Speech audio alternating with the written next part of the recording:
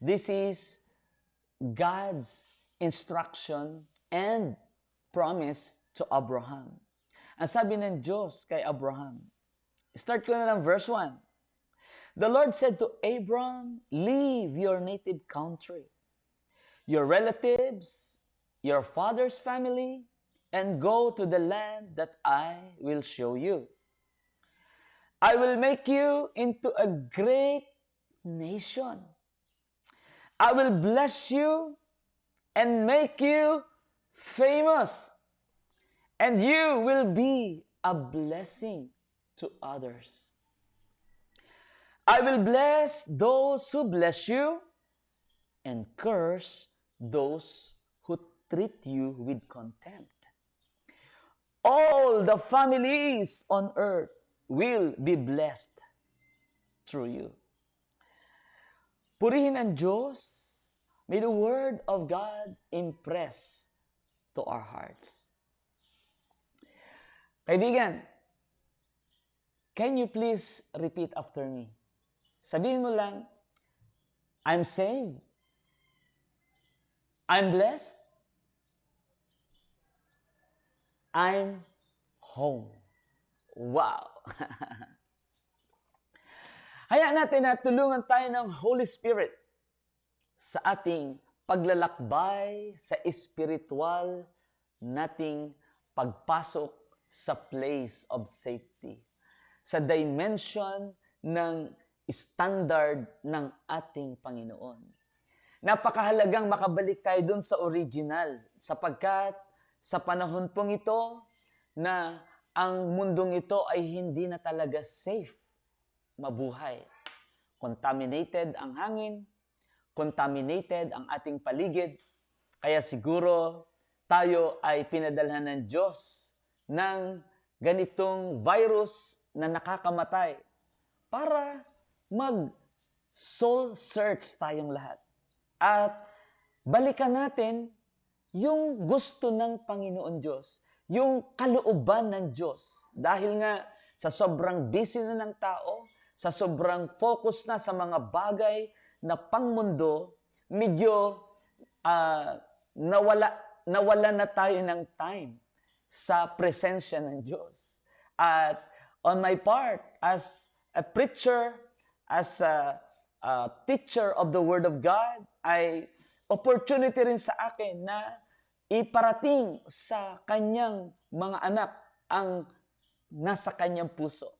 At hayaan natin na i-enjoy natin ang kanyang salita dahil only in Him we have the assurance of everything.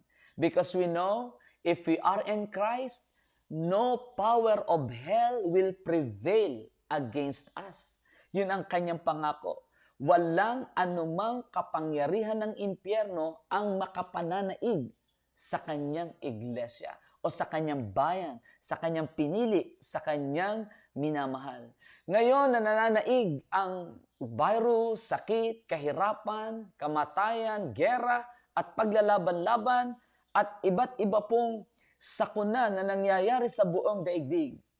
Friends, let us go back to the place of safety. Let us come back. It is an invitation. Come back. Zechariah 9:12. Come back to the place of safety. And I will bless you double for each of your trouble.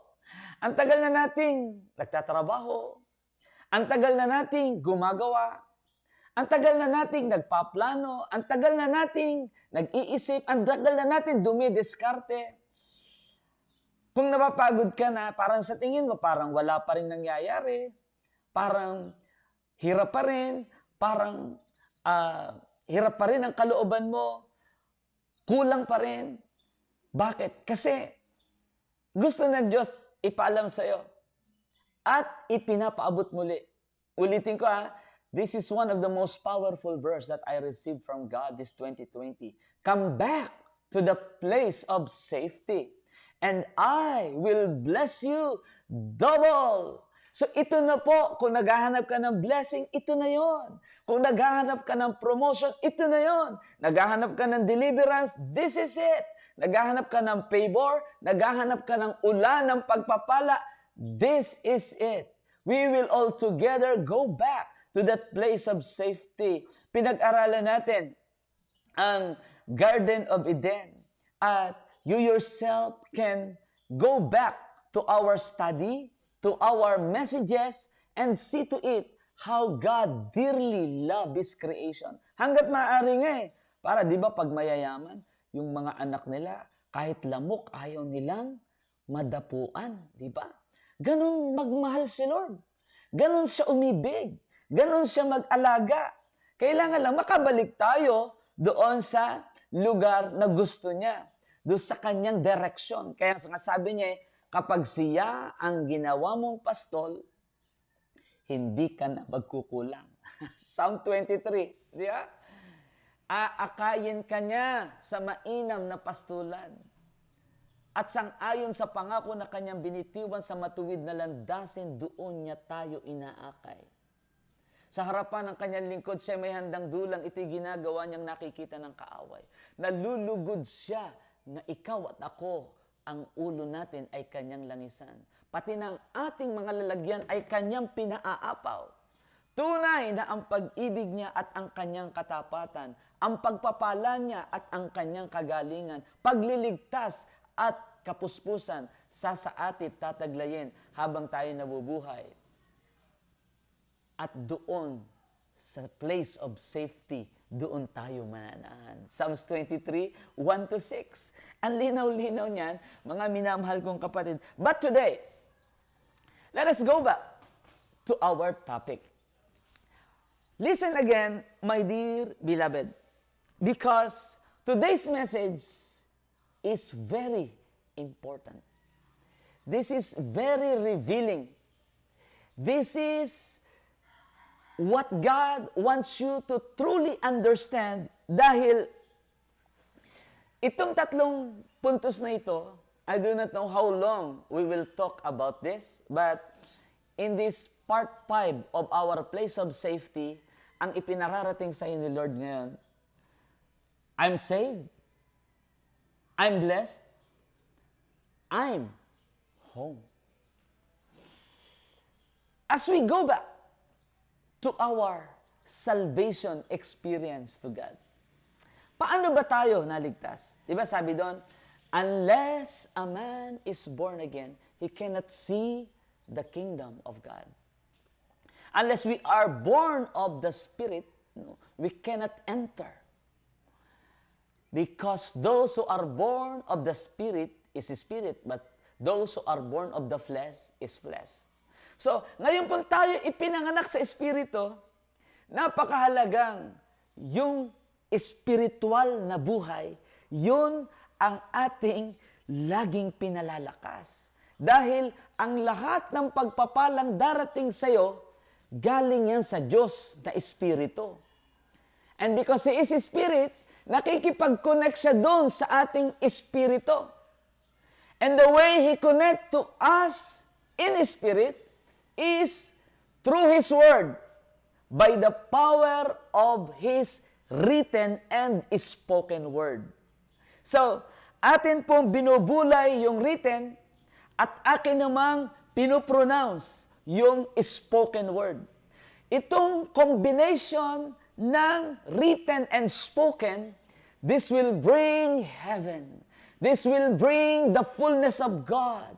This will allow the things in heaven to come down and dwell among us. This is our life.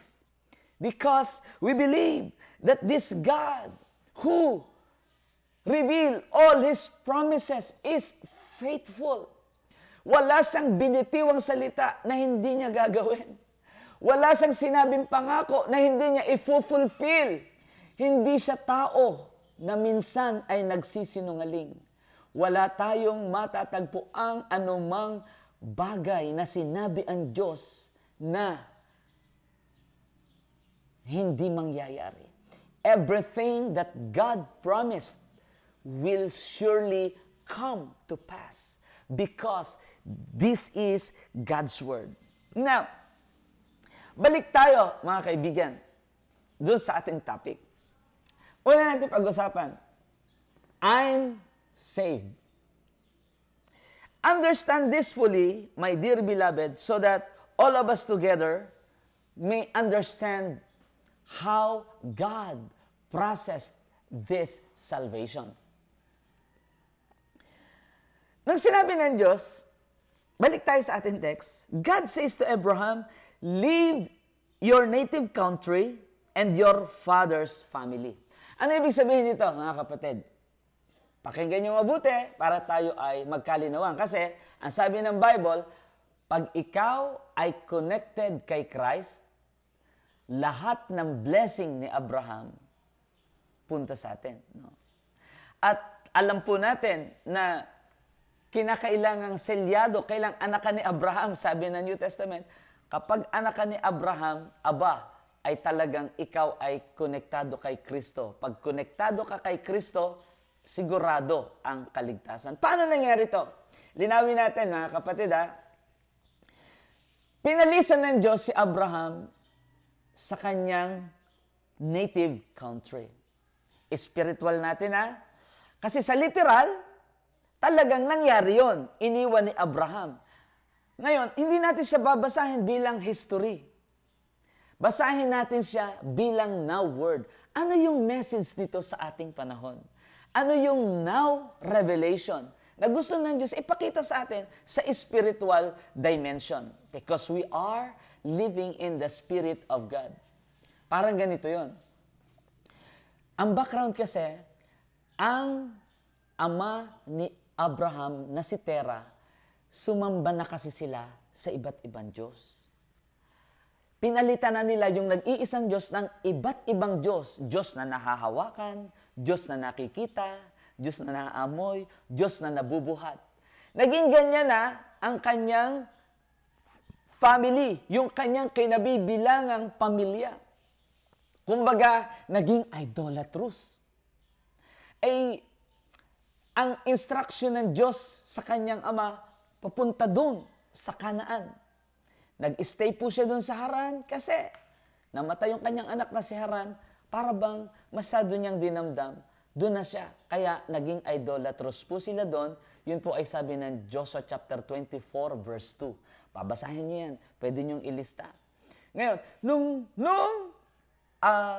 naging idolatrous na ang kanyang family, sabi ng Diyos kay Abraham, iwanan mo na yan. Narinig na yung tinig ni Lord. Iwanan mo yung ganyang klase ng buhay. Kasi hindi sila makakarating sa aking pinangakong lugar. Kaya iniwan ni Abraham. At siya yung tao na sumunod sa Diyos by faith. Kasi ang Diyos hindi nakikita. Sabi ng Bible, walang nakakita sa Diyos. So, ang nangyari, sumunod siya. At sa kanyang pagsunod, sa pagsunod ni Abraham, dito na nagpasimula ang tinatawag na pagbibuild ng Diyos ng isang bansa o ng isang bayan o tinatawag niyang bayan ng Diyos. Subalit, pag pinag-aralan po natin yung history, nakarating sila sa Promised Land, naabot nila. Pero dumating sa punto, yung kanilang pagsunod kay Abraham, para na lang isang religious belief. Bakit? Kasi parang panangga na lang ng tao yung, abay, ako'y anak ni Abraham.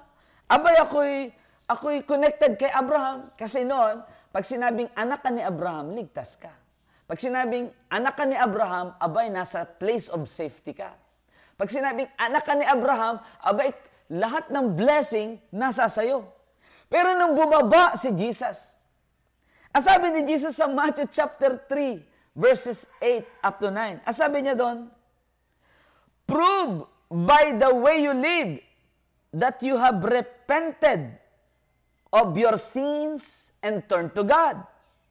Don't just say to each other, we are safe, for we are descendants or children of Abraham.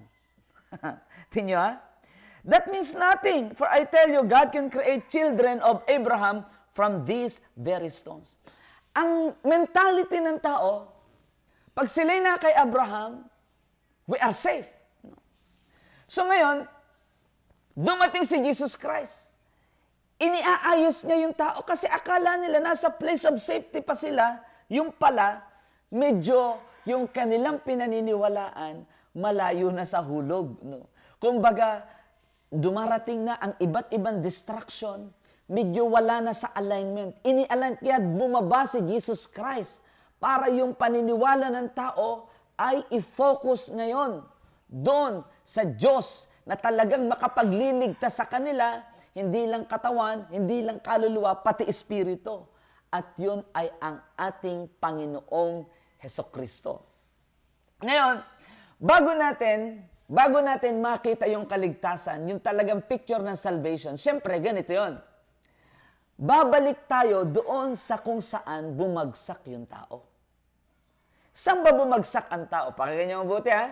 Para na sa ganon, maging accurate tayo at mapapunta tayo doon sa linya ng ating pananampalataya. Hindi konektado sa relihiyon, hindi konektado sa gusto lang ng tao, kundi konektado doon sa gusto ng Diyos. Iba kasi yung gusto ng tao, iba yung gusto ng Diyos. Kasi ganito nangyari yun. Saan bumagsak ang tao? Alam po natin, bumagsak nung kainin niya yung bunga ng puno na nagbibigay ng kaalaman sa mabuti at masama. Ito na. Tingnan niyo mga kapatid ha? Nandito na tayo. Kailangan doon tayo makarating. Para makita mo, ano ba yung root ng dapat nating pagsisihan? Ano ba yung root ng dapat nating talikuran? Ano ba yung root na kung saan, para na sa ganon, makalakad tayo ayon sa kanyang design na inilagay niya sa ating lahat. Kasi sabi ng Diyos, repent, for the kingdom of heaven is near. Ito ang message eh. Ito ang message ni John the Baptist. Ito ang message ni Jesus Christ. Ito ang message ng mga disciples at ng mga apostles. At ito pa rin ang message natin sa ating kasalukuyang panahon. Repent, for the kingdom of heaven is near. Saan tayo magre-repent? Bumalik tayo doon sa kung saan tayo nagkamali. Saan nagkasala? Saan nagkasala ang tao?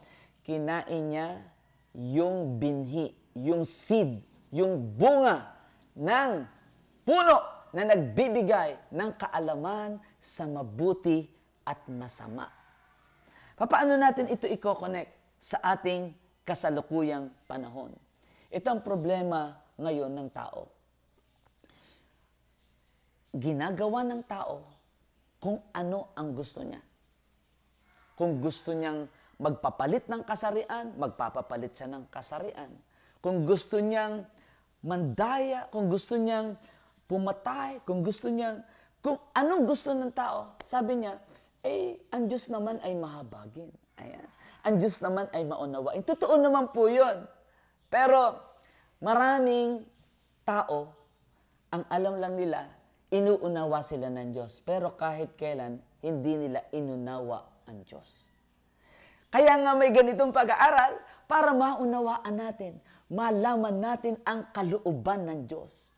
Malaman natin yung perfect will of God, which is good, pleasing, and perfect. Wow, grabe. Good, pleasing, and perfect. At yan ang bumubuhos sa iyo sa oras na ito. The goodness of God, the things of God, the goodness of the Lord. So bumagsak ang tao, yun ang binhi. Yun ang binhi na nasa buhay ng tao ngayon. Gumawa ng mabuti at masama. Gumawa ng mabuti at masama. Gumawa ng mabuti at masama. Kasi napakahalagang maintindihan po natin na may ginawa si Kristo para tubusin tayo sa lahat ng ating mga pagkakasala. Para hugasan tayo sa lahat ng ating mga pagkakasala. Upang dumating sa punto ng buhay natin, maunawaan mo na yung lahat ng ating pagkakamali, pag hinugasan ni Jesus ng kanyang dugo, lahat po yun ay nabubura. No? At maging anak tayo ng kataas-taasan Diyos. At pag naging anak tayo ng ating kataas-taasan Diyos, mararanasan po natin kung papaanong ibigay at idamit sa atin ng Diyos yung tinatawag na likeness of Jesus. Wow, grabe. This is your place of safety. Kapag naibalik yung nature ng Panginoong Jesus. Kasi sa pananampalataya, mayroong tinatawag na maturity, pag-angat. Paaangatin ka ng Panginoon sa iyong pananampalataya. Kaya ka dinala ng Diyos sa ganitong pag-aaral at pakikinig ay para umangat ka ng umangat, ng umangat, ng umangat. No more children. Kasi hindi pwedeng pagtiwalaan ng Diyos ang sanggol o ang bata. Nung ikaw ay maligtas, automatic na yon, nilinis ka ng Panginoon. Ang kailangan lang ngayon, ma-raise up ka, ma-raise up tayo according to the likeness of Jesus. Kasi si Jesus, nagsimula siyang infant hanggang sa siya'y makarating sa 12 years old, hanggang sa siya'y maging 30 years old. Kailan siya pinagtiwalaan ng earthly ministry na magpagaling at makaranas ng fullness of heaven nung siya'y 30 years old, nung maturity. Mga kapatid, nais ng Panginoon na patuloy tayong maglakbay sa tinatawag na journey of our salvation. Ang sabi ng Bible, work out your own salvation. Ang ibig sabihin nun, hindi tayo magtatrabaho para maligtas. Ang ibig sabihin nun, ating i-work out, ma-build yung character. I-work out mo, ma-build yung iyong knowledge about Jesus. I-work out mo yung iyong pagsunod. Tatrabahuhin mo yung pagsunod sa Panginoon, pakikinig, para ma-build tayo hanggang sa tayo maging isang strong man, strong sons and daughters, para maligtas ang marami, mapagpala ang marami. Siyempre, pag nag-grow ka, gagamitin ka ni Lord. Gagamitin niya tayo to heal the sick, to cast out demons, to save the world. This is the plan of God. Anak, ikaw ay pinili. Kaya mo naririnig ito dahil chosen ka. Kaya mo naririnig ito dahil ikaw ay tinawag ng Panginoon Diyos mula sa marami. You are blessed. You are anointed. You are chosen. And you are connected to the blessing of Abraham. Bukas excited ako na ituro sa inyo yung 7 blessings of Abraham. Wow, grabe. Kaya napakahalagang magpatuloy tayo sa ating soaking in the Word. Soaking. Ayan. Ibig sabihin ng soaking, ibababad mo. Para paglabas, parang tie-dye yan ni Ate Malu. Naalala ko yung tie-dye ni Ate Malu. Kulay puti nung ilubog, paglabas, wow, isa ng napakaganda. Ang soaking, bababad ka sa salita ng Diyos, soaking para so-aking. Di ba ang spelling ng soaking ay S-O-A-K-I-N-G, so-aking. Soaking. So a king is born. Para yung kingship ni Lord, yung lordship ni Jesus, yung fullness ni Christ ay ipanganak sa iyong buhay. Soaking. Let us learn. Let us study. Sabi ng Bible, meditate on it. Bakit naglalakad si Yahweh sa garden every morning? To fellowship with His beloved creation. Para maipagpatuloy niya, sabi ng Bible, inilagay niya ang tao para pangalagaan at tingnan ang Garden of Eden. Ang kaligtasan ating natanggap, ang eternal life na ating tinanggap, at ang buhay na walang hanggan na ating tinanggap, na kailangan niya ng fellowship. So king in the Word. Wow! Praise God! I'm excited to continually share to you the love of God. Ang kapatid, ngayon na tayo po ay hinahamon ng ating Panginoon Diyos na lalong mag-dwell sa Kanyang presence. I have a very special announcement to all of you before I pray na kung ngayong time na tayo bakasyon, let us spend time in fasting and in prayer and in the Word of God. Kaya sa araw na ito ay mayroong National Day of Prayer and Fasting. Kahit isang meal o 2 meals o 3 meals, maghapon, minsan lang naman to, and dwell on the presence of God.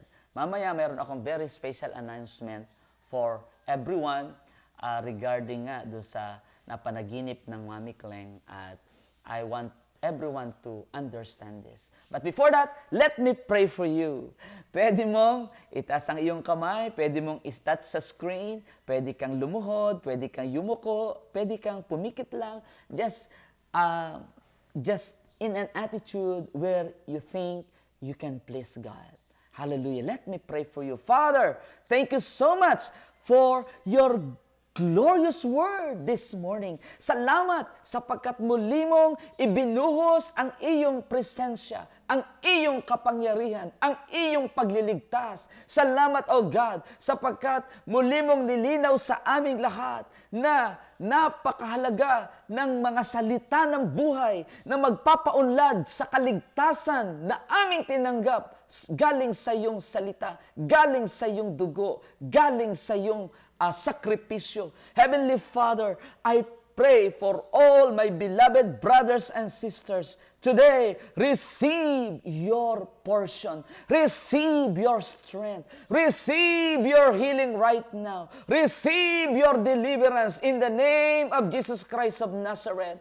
May nanonood ngayon, mayroon kang malaking suliraning pinansyal sa iyong buhay. In the name of Jesus Christ of Nazareth, God is working right now, miraculously in all of your financial problem. In the name of Jesus Christ of Nazareth, Father, thank you for miraculous intervention sa kanyang financial trouble.